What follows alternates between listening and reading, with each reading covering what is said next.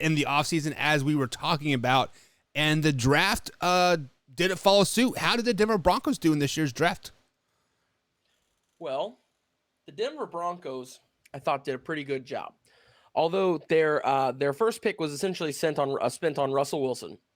So right there, I think they traded for a great quarterback, and that right there just boosts their draft grade up for me automatically.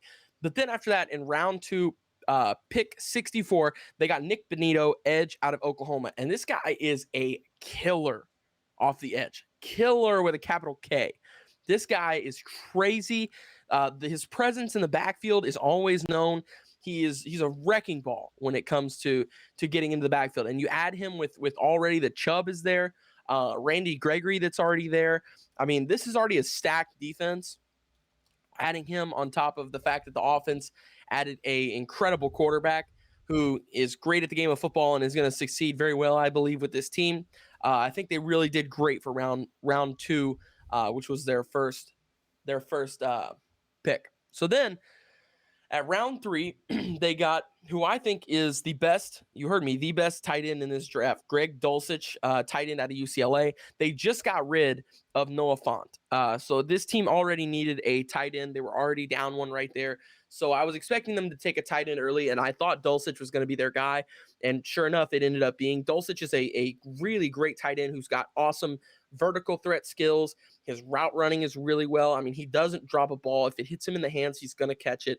He also adds to your blocking side, and he's not the biggest, but at the same time, he's just a really good blocker for his size. So I really like Dulcich, that round 3 pick there, and I really like the round 2 as well above it. Now moving on to round 4, Damari Mathis and Ioma Uwazariq, I cannot say his last name, cornerback out of Pittsburgh and defensive tackle out of Iowa. Thought they did a really good job here in the 4th round, just continuing to pad that defense, which is something they always do. They're always adding to the defense, and they started with the exact same thing in the 5th round with DeLarin Turner-Yell, safety out of Oklahoma. And I also like their theme that they went with here. They went with a lot of guys who have either played together on the same team or played together in the Senior Bowl or the East-West Shrine Bowl. A lot of these guys really spent a lot of time together and already started creating those bonds. So I like that they did that as well.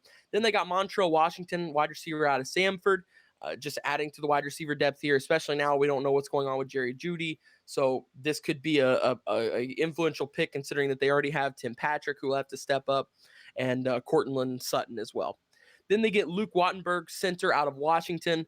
This offensive line group was really deep, and this is just another guy who comes in round 5 and could, in a couple of years, end up being a starter for this team. So I like that pick as well. Then moving down to round 6, Matt Henningsen, defensive tackle out of Wisconsin.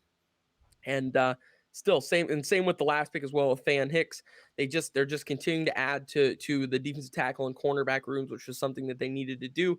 So with that being said, they filled a lot of holes that they had, including the quarterback spot, which was done through trade. And then my overall grade for them, I'm going to give them a B+. I thought they did a really solid job overall.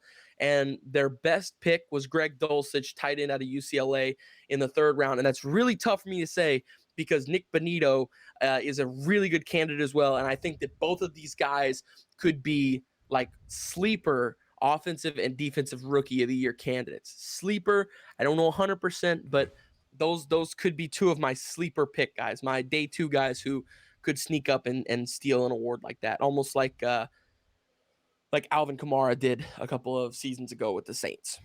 Yeah, so